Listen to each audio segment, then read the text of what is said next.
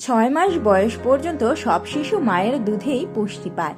এই সময়ে সন্তানকে খাওয়ানো নিয়ে মায়ের আর ভাবনা থাকে না, কিন্তু আসল চিন্তাটা শুরু হয় শিশুর ৬ মাস বয়সের পর থেকে। সলিড খাবার বলতে আমরা সাধারণত খিচুড়ি বুঝি। আসলে খিচুড়ি খাওয়াতে হবে এই ধারণাটি ভুল, কারণ দুধ থেকে হঠাৎ সলিড খাবারে আসাতে বাচ্চাদের মল শক্ত হয়ে যেতে পারে। তাই আঁশযুক্ত খাবারটি বাছাই করুন, যেন পেট নরম রাখে। একসাথে অনেক সবজি মিশিয়ে খিচুড়ি দিলে বাচ্চার হজম করতে সমস্যা হবে। শুরুতে দিনে 2 বার খাবার দিবেন, 2 অথবা 3 চামচ দিয়ে অভ্যাস করাবেন। যে খাবারটি দিবেন তা 3 দিন দিয়ে চেক করবেন অ্যালার্জি বা অন্য কোনো সমস্যা হচ্ছে কিনা।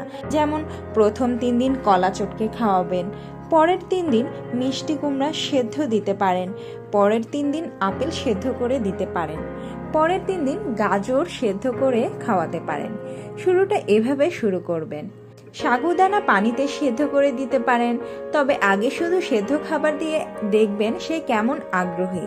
তারপর ধীরে ধীরে বাচ্চার চাহিদার উপর নির্ভর করে সুজির সাথে দুধ মেশাতে পারেন। আমি সাধারণত দুধ মেশাতাম না, কারণ সব খাবারে সে দুধের স্বাদ পাবে। তার খাবারের ভিন্নতা রাখতে তাকে নতুনভাবে খাবার পরিবেশন করতে পারেন। সব বাচ্চাদের পছন্দ একরকম না। কোনো বাচ্চা মিষ্টি জাতীয় খাবার খেতে বেশি পছন্দ করে, তাদের খাবারে মিষ্টি জাতীয় ফল মেশাতে পারেন, যেমন পেঁপে, আম, সুজির সাথে কলা, গাজর, আপেল সেদ্ধ ইত্যাদি। এক এক বাচ্চার টেস্ট এক এক রকম। আমার বাচ্চা পাঞ্চে খাবারটাই বেশি পছন্দ করত, তাই তাকে শুধু সাগু, সুজি, ওটস পানি দিয়ে সেদ্ধ করে দিলেই সে সেটা খেতে বেশি পছন্দ করে। শুরুতে যেমন খাবার খেতে অভ্যস্ত করাবেন সে তাই খাবে। 6 মাসের শেষের দিক অল্প চাল, ডাল মিশিয়ে খিচুড়ি বানাতে পারেন। 1টা অথবা 2টার বেশি সবজি অ্যাড করবে না, এতে হজমে সমস্যা হবে। খিচুড়িতে সামান্য হলুদ, 2 ফোঁটা তেল ব্যবহার করতে পারেন।